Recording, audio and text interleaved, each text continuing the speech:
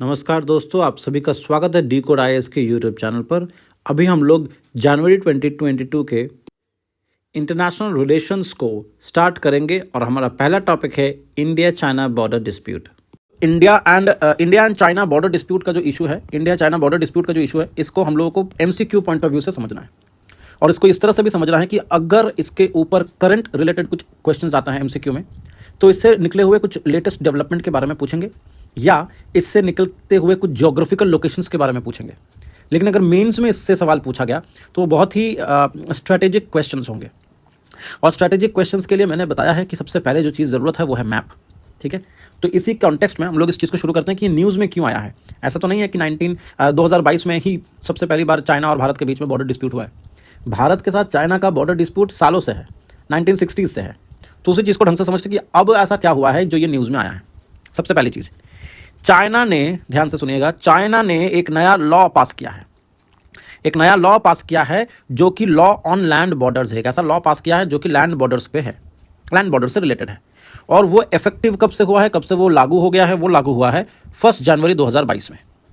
ठीक है, इसमें क्या हुआ है, इसमें और न्यूज़ में क्यों है? This has happened at the time when border stand offs in east Ladakh remains unresolved.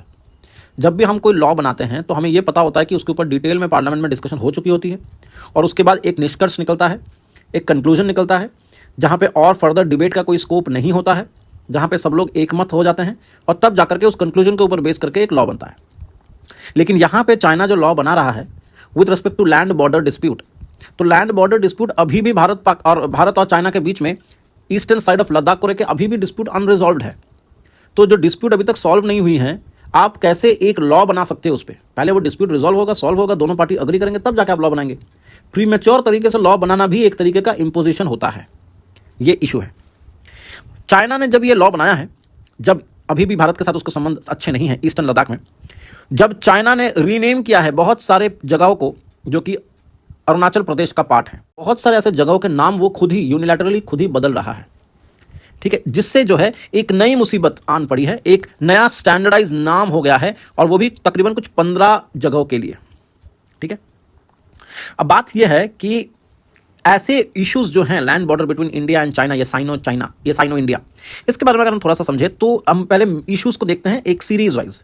सबसे पहले 1962 में भारत और चाइना के बीच में युद्ध होता है। जब ये युद्ध होता है तो भारत इसमें बुरी तरह से हारता है।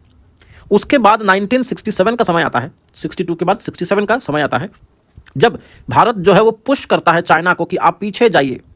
कहां तक? 2 माउंटेन पासेस के पीछे जाइए। यानी कि चाइना का जो हद है, चाइना की जो बॉर्डर है, वो भारत के नथुला पास और चोलांगला पास, इनको क्रॉस करके आगे आ गया था। पास मतलब 2 माउंटेन्स के बीच का सड़क। अब क्योंकि वो 2 पासेस को क्रॉस करके आगे आ गया था, जो कि भारत के सॉवरेनिटी को, टेरिटोरियल सॉवरेनिटी को ठेस पहुंचा रहा था, तो भारत ने 67 में चाइना को पुश बैक किया उन 2 पासेस के पीछे। आप पासेस को क्रॉस नहीं करेंगे, पासेस के पीछे रहेंगे। ये हुआ 1967 में। जब ये हुआ उसके बाद चाइना और भारत के बीच में रिलेशंस और खट्टे हो गए। फिर 1987 में एक और क्लैश होता है लाइन ऑफ एक्चुअल कंट्रोल में, भारत और चाइनीज सोल्जर्स के बीच में 1987 में। लेकिन इस क्लैश को, जो LAC में हुआ, लाइन ऑफ एक्चुअल कंट्रोल में हुआ, इस क्लैश को कहते हैं ब्लडलेस क्लैश। किसी का खून नहीं बहा इसमें। उसके बाद 87 के बाद 2013 की अगर हम बात करें तो 13 में भी बहुत ज्यादा इश्यूज देखने को मिला है between China and India with respect to this fact कि push in Daulat Beg Oldi, push in Daulat Beg oil D. इसके अलावा 2017 में, 13 के बाद 2017 में भारत ने चाइना के डेवलपमेंटल प्लान्स को होल्ड किया है। भारत ने चाइना के डेवलपमेंटल प्लान्स को होल्ड किया है। कहां पे? इन दी दोखलम प्लेटो। दोखलम इशू जो है, इसमें भी भारत और चाइना जो है स्टैंड ऑफ करके रखे हैं, एक दूसरे से भिड़ रहे हैं। अभी 2017 के बाद अभी 2022 में एकदम इसी साल में लॉन्ग मिलिट्री फेस ऑफ हुआ है in the western sector of LAC। हमारे लिए जहां को हम लोग कह रहे हैं पैंगोंग लेक, जहां पे समस्या है, अभी भी है। अब ये सारा डिस्प्यूट मांझा है क्या? It lays down the provision. Border laws क्या है? बॉर्डर लॉज जो चाइना बना रहा है या बना चुका है, इसके अंदर क्या लिखा गया जिससे इंडिया इतना नाखुश है? What is it all about the border land border law? The land border law lays down provisions for border protection and integration of border areas. ठीक, बॉर्डर को प्रोटेक्ट करना चाहता है और इंटीग्रेट करना चाहता है। It डेजिग्नेट्स the responsibility of various agencies. अलग अलग एजेंसी को अलग अलग काम देता है और अल्टीमेट गोल क्या है? बॉर्डर का प्रोटेक्शन और बॉर्डर का इंटीग्रेशन। अलग अलग एजेंसीज को ये काम करने का मौका मिलता है चाइना में, जैसे मिलिट्री मैन, जो मिलिट्री लोग हैं वो भी करते हैं, तो मिलिट्री से लेकर के लोकल अथॉरिटी तक अलग अलग डिविजन्स में उनके काम बटे हुए हैं। इसके अलावा इट एम्पावर्स द स्टेट, राज्य को एम्पावर करता है, to engage in activities such as improvement in public services and infrastructure along the borders. ठीक है, तो वो चाहते हैं कि स्टेट जो है वो एंगेज रहे in terms of improving the public services और infrastructure along the borders. China shares its land boundary with 14 countries including India, the third largest या third longest कहूं after Mongolia and Russia। ये एक MCQ का question बन सकता है। India जो है वो तीसरे लेवल पे आता है जब हम बात करते हैं चाइना के साथ बॉर्डर शेयर करने का। तीसरे, पहले दो कौन है? पहले दो याद रखना, पहले दो मंगोलिया है और फिर रशिया है। टोटल 14 कंट्रीज के साथ ये बॉर्डर शेयर करता है China. With India and Bhutan China is yet to finalise the border agreement. 14 countries में से सिर्फ भूटान और भारत बचे हुए हैं जिनके साथ चाइना जो है वो लैंड जो डिस्प्यूट्स हैं इन डिस्प्यूट्स को सॉर्ट आउट करना चाहता है, लैंड बॉर्डर्स को सॉर्ट आउट करना चाहता है थ्रू फ्रेश अग्रीमेंट्स। ये मोटा मोटा हिसाब है अभी तक का। तो अभी तो सर और आगे बढ़े तो ये डिस्प्यूट कहां से शुरू होता है? Disputed border with China. Border dispute क्यों हो रहा है? सबसे पहला कारण यह है कि जो बॉर्डर है ये क्लियरली डिमार्केटेड नहीं है थ्रू आउट। इतना लंबा स्ट्रेच ऑफ किलोमीटर्स पर किलोमीटर्स हैं, ये पूरी तरीके से क्लियरली डिमार्केटेड नहीं है। ठीक है। दूसरी चीज, there is no mutual agreement between China and India with respect to the line of actual control. Line of actual control कितने टेरिटरी तक जाता है ये चाइना और भारत के बीच में कोई म्यूचुअल अग्रीमेंट नहीं है इसको लेकर। तो फलस्वरूप चाइना कभी एलएसी के दायरे को बढ़ा देता है और कभी इंडिया उसको पीछे धकेल देता है। तो स्वाभाविक रूप से इन दोनों के बीच में थोड़ी सी जो है वो टचलबाजी होती है, धक्का धुक्की लगता ही है। ठीक है। दूसरी चीज, हमें यह भी समझना पड़ेगा कि लाइन ऑफ एक्चुअल कंट्रोल, हमें तो यह पता है कि लाइन ऑफ कंट्रोल एलओसी हमें यह पता है कि लाइन ऑफ कंट्रोल जो है एलओसी ये कहां पे है? ये बेसिकली है कश्मीर में, वेस्टर्न कश्मीर में या नॉर्थ वेस्टर्न कश्मीर में एलओसी है। लेकिन अब बात करते हैं फिर एलएसी कहां है? एलएसी भी कश्मीर से शुरू होता है और वो वेस्टर्न कश्मीर में नहीं बल्कि ईस्टर्न कश्मीर में आता है। अगर आप यहां पे मैप देखें, मैं इसको बड़ा कर देता हूं, अगर आप यहां पे मैप देखें तो ये वाला जो लाइन है, दिस ब्लू लाइन, यहां ये जरा एरिया जो है ये है आपका लाइन ऑफ एक्चुअल कंट्रोल, जिसको मैंने अभी रेड से मार्क कर रहा हूं, ये है आपका एक्चुअली में लाइन ऑफ कंट्रोल। एक सेकंड, ये मैप खोल तो मैं, हाँ ये देखिए, ये मैं मार्क कर रहा हूं, ये जो रेड से मार्क कर रहा हूं this is the line of actual control जो रेड से मार्क्ड है। और जो अगर मैं कलर चेंज करूं ग्रीन वाला तो यही सेम चीज जाएगी लेकिन यूं घूम जाएगी। ये आपका पीओके है, यानी कि लाइन ऑफ कंट्रोल एलओसी। तो यहां पे है एलओसी और ये है आपका एलएसी। और ये जो बीच का ट्रायंगल वाला जो जोन है जो कि नो मैन्स लैंड है, जिसको मैं ग्रीन से शेड कर रहा हूं, ये आपका है, पाकिस्तान भी इसको क्लेम करता है, चाइना भी इसको क्लेम करता है, क्योंकि वो जगह जो है वो है आपका सियाचिन ग्लेशियर। ये ट्रायंगल में जो है वो है सियाचिन ग्लेशियर। यहां पे फिलहाल अभी भारतीयों का कब्जा है। ठीक है, चलिए। LAC is divided into 3 sector. ये एमसीक्यू में पूछ सकता है। LAC is divided into 3 sectors. पहला वेस्टर्न सेक्टर, दूसरा मिडिल सेक्टर, तीसरा eastern sector.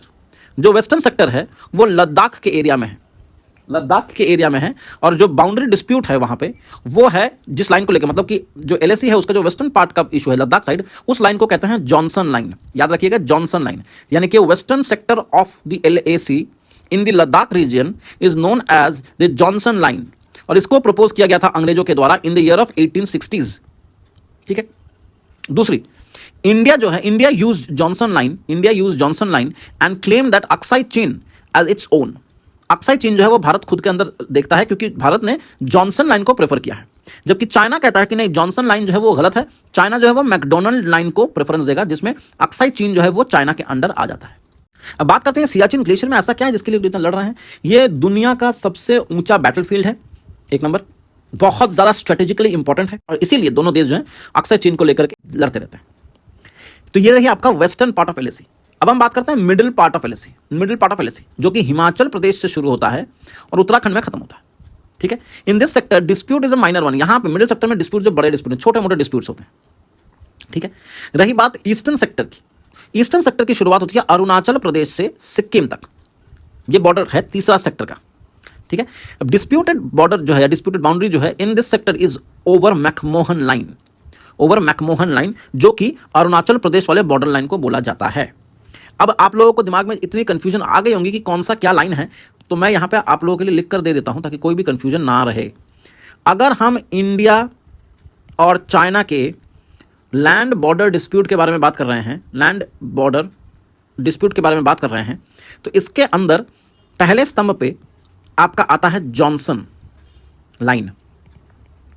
Johnson line India जो है वो फॉलो करता है, क्योंकि इसके आने से, इस जॉनसन लाइन को पकड़ने से अच्छी चीज ये होगी कि इंडिया जो है वो कंट्रोल कर पाएगा अक्साई चीन। इंडिया कंट्रोल कर पाएगा अक्साई चीन अगर जॉनसन लाइन होता है। तो नहीं होता है अगर, तो मिडिल वाले में एक और ऑप्शन ये है कि चाइना कहता है कि वो मैकडोनल्ड को प्रेफर करता है। समझने की कोशिश करो, Johnson line India, McDonald line China. और ये दोनों कहाँ हैं? ये दोनों हैं लद्दाख साइड के बॉर्डर में। जो एंटायर जो हमारा भारत का और चाइना का बॉर्डर है, उसमें जो वेस्टर्न पार्ट है उसमें लद्दाख का जो रीजन आता है, उसके अंदर ये दोनों लाइन्स हैं, मैकडोनल्ड और जॉनसन। और जो एकदम एक्सट्रीम ईस्ट है, जहां पे चाइना और इंडिया जो है वो अरुणाचल प्रदेश में बॉर्डर शेयर करता है, उस वाले पोर्शन के लाइन को कहा जाता है मैकमोहन लाइन। मैकमोहन लाइन जो अरुणाचल वाला साइड है, अरुणाचल एपी। तो एक ही लाइन है एक्चुअली में, लाइन ऑफ एक्चुअल कंट्रोल। और ये लाइन ऑफ एक्चुअल कंट्रोल 3 हिस्सों में बटा हुआ है। ठीक है, आगे बढ़ते हैं। India's consistent and principled position in the Arunachal Pradesh and the entire UT of Jammu and Kashmir and Ladakh have been, are, shall be integral part of India. India का हर एक कदम with respect to Arunachal Pradesh, with respect to the newly formed union territory of Kashmir and Ladakh, इन सब में जो भी border disputes हो रहे हैं उसको इंडिया जो है एक प्रिंसिपल्ड तरीके से हैंडल कर रहा है। अब यहां पे एक चीज समझने की बात है कि बॉर्डर डिस्प्यूट्स जो हो रहे हैं उसको सेटलमेंट करने का एक मैकेनिज्म है। There is a border dispute settlement mechanism. ये एक इंटरेस्टिंग चीज है, बॉर्डर डिस्प्यूट सेटलमेंट मैकेनिज्म। इसमें क्या हो रहा है? A series of 5 agreements will be signed between both the parties, that is India and China, to address their issues which are arising from LAC, line of actual control. यानी कि line of actual control में जितनी सारी दिक्कतें हैं उनको sort out करने के लिए एक बॉर्डर डिस्प्यूट सेटलमेंट मैकेनिज्म भी बनाया गया। 1993 में एक अग्रीमेंट होता है between India and China with respect to maintenance of peace and tranquility along the LAC। Bharat और चाइना ये अग्रीमेंट करते हैं कि वो लोग पीस और ट्रैंक्विलिटी को मेंटेन करेंगे along the LAC, जो कि नहीं हो पाया था। दूसरी 1996 में एक और एग्रीमेंट होता है जिसमें कहा गया है कि कॉन्फिडेंस बिल्डिंग मेजर्स लिए जाएंगे बिटवीन इंडिया एंड चाइना। 93 में की जो बात है उसमें सिर्फ यह है कि मेंटेन करेंगे पीस एंड ट्रैंक्विलिटी, लेकिन दूसरी 96 की जो इशू है उसमें यह है कि कॉन्फिडेंस बिल्डिंग मेजर्स किए जाएंगे आपस में। 2005 में एक प्रोटोकॉल आता है, protocol on modalities for the implementation of confidence building measures, जो हम लोगों ने 1996 में देखा है कि वहां पे कॉन्फिडेंस बिल्डिंग मेजर्स हो रहे थे बिटवीन इंडिया एंड चाइना। उसी चीज को इंप्लीमेंट करने के लिए एक प्रोटोकॉल बनाया गया, प्रोटोकॉल ऑन मोडालिटीज, जो कि ये इंप्लीमेंट करेगा कि किस तरीके से कॉन्फिडेंटली आप लोग कॉन्फिडेंस बिल्डिंग मेजर्स एक दूसरे के साथ कर सकते हैं।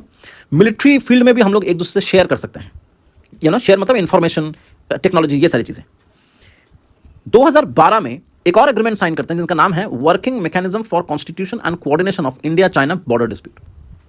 12 में एक और एग्रीमेंट एस्टैब्लिश करते हैं जिसके अंदर वर्किंग मैकेनिज्म ऐसा है कि कंसल्टेशन या कोऑर्डिनेशन, ये दोनों चीजें बिटवीन चाइना एंड इंडिया, इस चीज को बॉर्डर अफेयर्स के टॉपिक में क्लब करेंगे।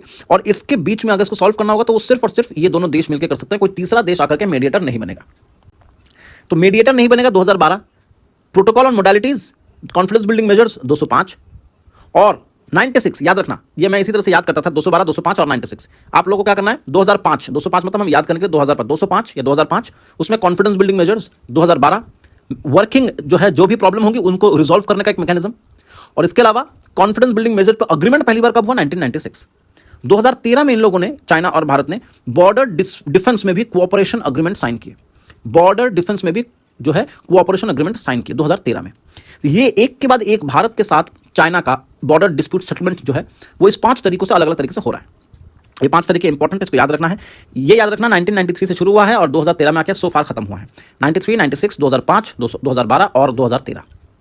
अब बात करते हैं कि ये जो डिस्प्यूट्स हैं बिटवीन चाइना एंड इंडिया, ये रिजॉल्व क्यों नहीं हो रहा है? Why it is not being resolved? इसका जवाब जो है आपको यहां से, एक बार मैं आपको ये मैप दिखा दूं। यहां पे सियाचिन ग्लेशियर आपको दिख रहा होगा, दिस इज सियाचिन ग्लेशियर, ये वाला पोस्ट पॉइंट। दूसरी चीज, गिलगिट बल्तिस्तान का जो ये पोर्शन है जिसको मैं भी हाईलाइट कर रहा हूं, this is the line of control, this is the LOC। और यहां से जो ऐसा लाइन निकल रहा है, दिस इज LAC। और ये वाला जो पोर्शन है वो है अक्साई चीन। ठीक है, तो यहाँ पे अक्साई चीन में वेस्टर्न साइड और ईस्टर्न साइड में हम लोग का दो लाइन बताया मैंने, जॉनसन और मैकडोनल्ड, जबकि यहाँ पे नॉर्थ ईस्ट में या पूर्वांचल में जो इंडिया के साथ चाइना का बॉर्डर है वो यहाँ से है, और इस जगह को कहा जाता है McMahon line. Match of the following में पूछ सकता है मैकमोहन, मैकडोनल्ड और जॉनसन के बीच का फर्क। ठीक है, चलो अब हम लोग आते हैं क्यों ये रिजॉल्व नहीं हो पाते हैं डिस्प्यूट। नंबर 1, स्ट्रेटेजिक सेक्शन या resourceful section. Ladakh is a very valuable area for India. It has helped supply fresh water to India, क्योंकि बर्फ है, पिघलता है तो फ्रेश वाटर मिलता है। And it also helped us to connect with the Chinese culture, Chinese province and Chinese province और भारत के बीच का जो रिलेशन है वो ये पर्टिकुलरली ये मतलब हम लोग का जो तिब्बतियन रीजन है मान लो, या लद्दाख रीजन है मान लो, इन सब जगह पे काफ़ी हद तक जो लद्दाख हम लोग को मदद करता है, क्योंकि लद्दाख जो है एक स्ट्रेटेजिक लोकेशन है। पहले भी बता चुका हूं, लद्दाख जो है वो एक स्ट्रेटेजिक लोकेशन है, और स्ट्रेटेजिक लोकेशन होने की वजह से ही दोनों मुल्क चाइना और भारत लद्दाख को पाने की कोशिश करता है। दूसरी चीज, growing power imbalances with China. Chinese military बहुत ज्यादा फंडेड है हमारे तुलना में, उनकी डिफेंस जो बजट है वो हमसे बहुत ज्यादा बड़ा है, वो लोग हमसे ज्यादा इक्विप्ड हैं, ज्यादा फंडेड है। चाइना के पास बहुत ज्यादा बड़ी इकोनॉमी, कितनी बड़ी, भारत से 5 गुना बड़ी इकोनॉमी है। ठीक है, इन सब चीजों को देखा जाए तो हम समझ में आएगा कि भारत और चाइना के बीच में अगर लड़ाइयां होती हैं तो भारत का जीतना लगभग नामुमकिन है। और इसीलिए अगर आपके सामने इतना पावरफुल कोई शत्रु खड़ा है, तो आप अगर ये एक्सपेक्ट कर रहे हैं कि आपके जितने सारे बॉर्डर डिस्प्यूट हैं वो आपके टर्म्स पे जो है सॉल्व किए जाएंगे, तो ऐसा होगा नहीं, और इसीलिए ये अनरिजॉल्व्ड इश्यूज में फंसे हुए हैं। Next, perceived threat from India's geopolitical interest. India's neighbourhood first policy जो है, भारत का नेबरहुड फर्स्ट पॉलिसी जो है, जहां पे भारत चाहता है कि अपने नेबर के साथ क्लोज रिलेशंस में आए, और इसका मतलब ये नहीं है कि भारत का रिलेशन यूएस के साथ खराब हो जाएगा, लेकिन नेबरहुड फर्स्ट में भारत अपने नेबर स्टेट को सबसे पहले देखेगा। तो ये सिचुएशन में क्या हो रहा है कि भारत को देखा जा रहा है एक डर की तरह। नेबरहुड पॉलिसी में किस तरीके से हमें हम लोग किसी भी कीमत पे भारत को एक इस तरीके से हम उसको प्रेजेंट नहीं कर सकते, इस तरीके से हम उसको रिप्रेजेंट नहीं कर सकते कि वो एक बिग डैडी का रोल प्ले करे। भारत को ऑलरेडी बहुत सारी मुसीबतों का सामना करना पड़ता है अपनी पोजीशन को मेंटेन करने के लिए in the world politics. Bharat अब जब भी नेबरहुड पॉलिसी की तरफ देखेगा, भारत जब भी नेबरहुड फर्स्ट पॉलिसी की तरफ देखेगा, तो इसका मतलब ये कतई नहीं है कि भारत अपने आप को एक बहुत बड़ा सा पावर, बहुत सुपर पावर या एक बहुत ही कंट्रोल करना चाहता है साउथ ईस्ट एशिया को। लेकिन चाइना को ऐसा लगता है कि जब भी भारत नेबरहुड फर्स्ट पॉलिसी का गेम खेलता है तो वो कहीं ना कहीं नॉर्थ ईस्ट की तरफ बढ़ने की कोशिश करता है। तो भारत का नेबरहुड फर्स्ट पॉलिसी में श्रीलंका भी नेबर में आता है, पाकिस्तान भी नेबर में आता है, चाइना भी नेबर में आता है। तो नेबरहुड पॉलिसी का मतलब ये नहीं है कि भारत जो है अपने नेबर्स के ऊपर भारी पड़ने के लिए आ रहा है, भारत नेबर की मदद करने आ रहा है। तो neighbourhood policy is not equal to any kind of inclusion और any kind of intrusion into the neighbours country और टेरिटरी। यहां पे हमें एक थिन लाइन है जिसको समझना पड़ेगा, और चाइना ऑब्वियसली इसको नहीं समझना चाहता, तो ये सारी प्रॉब्लम जो है वो बनी रहती है। इसके अलावा inability to comprehend each other's regional ambition. भारत का रीजन में, साउथ एशियन रीजन में क्या एम्बिशन है, चाइना का साउथ एशियन रीजन में क्या एम्बिशन है, ये एक दूसरे के सामने क्लियर नहीं है। ना भारत क्लियरली बोलता है चाइना को कि उसकी एम्बिशंस क्या है with respect to this region, और ना ही चाइना रिवील करता है। तो यकीन मानिए अगर एक दूसरे से आप रिवील नहीं कर रहे हो और अपने पावर्स को बढ़ाए जा रहे हो, तो ऑब्वियसली एक दूसरे के प्रति आपका जो ट्रस्ट है वो ट्रस्ट खत्म हो जाता है, और जैसे ही ट्रस्ट खत्म हो जाता है तो समस्याएं जो है वो रिजॉल्व नहीं हो पाती है।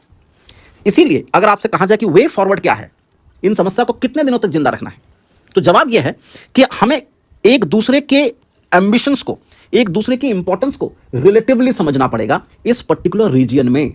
रीजन 10 बार बोल रहा हूं, रीजन का मतलब है साउथ एशिया, साउथ एशिया।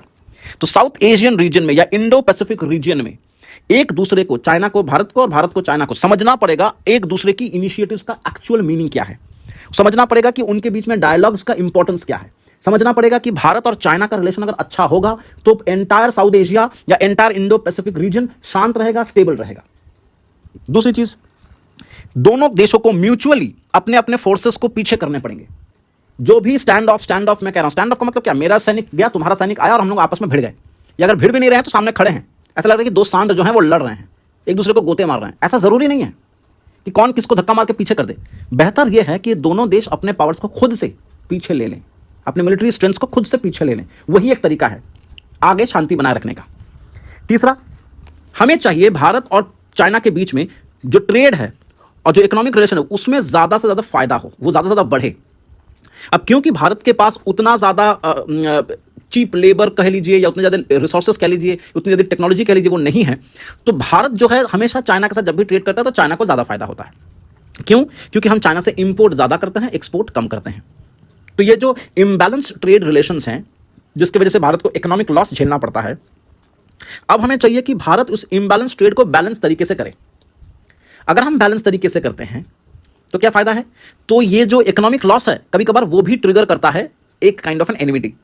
तो अगर हम बैलेंस ट्रेड फॉर्म कर सकें, अगर हम इकोनॉमिक रिलेशंस को बेहतर कर सकें, तो ये लड़ाइयां भी जो हैं, आपस में जो लड़ाइयां हैं भारत और चाइना के बीच में, इसको रोका जा सकता है। इसके अलावा acknowledgement of India's multilateral aspirations by China, यानी कि इंडिया की जो मल्टीलैटरल एस्पिरेशंस हैं उसको चाइना को भी रिकॉग्नाइज करनी चाहिए। मल्टीलैटरल का मतलब क्या है? भारत कहती है कि आज की तारीख में पूरा विश्व जो है किसी भी एक कंट्री के डोर पे नहीं चल रहा है। भारत का मानना है कि पूरे विश्व में अलग अलग कंट्रीज हैं और अलग अलग कंट्रीज में अलग अलग लोग हैं और अलग अलग कंट्री की अपनी पहचान है, अपनी इंपॉर्टेंस है आज के इंटरनेशनल रिलेशंस में। इसीलिए भारत का कहना यह है कि आज का विश्व जो है वो मल्टीपोलर है, मल्टीलैटरल है। हमें अलग अलग प्लेटफॉर्म्स मिलते हैं, अलग अलग प्लेटफॉर्म्स में अलग अलग तरीके के डिस्कशंस होते हैं और सब में पार्टिसिपेट करना चाहिए। इस चीज को चाइना को भी समझना चाहिए। इसके अलावा अकोमोडेट करना पड़ेगा लेजिटिमेट इंटरेस्ट ऑन की पार्टनरशिप। हमें यह भी देखना पड़ेगा कि चाइना और भारत जो है वो एक दूसरे को अकोमोडेट करें उन पर्टिकुलर पार्टनरशिप्स में जिसमें दोनों का फायदा है। हमें लेजिटिमेट इंटरेस्ट दोनों का देखना है। इसलिए पार्टनरशिप भी जब हम करेंगे तो ऐसे करेंगे कि दोनों का विन विन सिचुएशन हो, तभी कुछ बात बन सकता है। जैसे एक नेगेटिव इंपैक्ट देखिए, चाइना के साथ पाकिस्तान का जो रिलेशंस है और पाकिस्तान और चाइना, मतलब यहां पे जो ट्रायंगल बनता है चाइना, पाकिस्तान और भारत, ये जो तिरकम है, ये जो ट्रायंगल रिलेशन है, ये भी एक बहुत बड़ी रुकावट है। अगर इन तीनों में दोस्ती, या दोस्ती तो छोड़िए, अगर इन तीनों में एक स्टेबिलिटी भी आ जाती है तो भी इनके रिलेशन अच्छे हो सकते हैं। तो यहां पे दो चीजें हैं, एक कोई भी तीसरा देश इंक्लूड ना हो, कोई भी तीसरा देश इन्वॉल्व ना हो डिस्प्यूट को रिजॉल्व करने के लिए, उसमें और समस्याएं बढ़ जाती हैं। और यहां पे मैं हिंट कर रहा हूं यूएसए का। और दूसरी चीज, जितने ज्यादा हो सके अपने प्रॉब्लम्स को बायलैटरली सॉल्व करें। तो ये कुछ मेजर सेंसिबल और रैशनल वे फॉरवर्ड्स हैं। अगर आपको समझ में आ गया है तो आपको ये टॉपिक जो है आप लिख सकेंगे कम से कम 150 वर्ड्स में। ये मैप पे फोकस करिएगा और हम लोग जो हैं इसी तरीके से आने वाले नेक्स्ट टॉपिक को शुरुआत करेंगे, जो कि है इंडिया, श्रीलंका और चाइना का ट्रायंगल। तो चलिए इस वीडियो को यहीं ख़त्म करते हैं। Thank you so much and please do subscribe.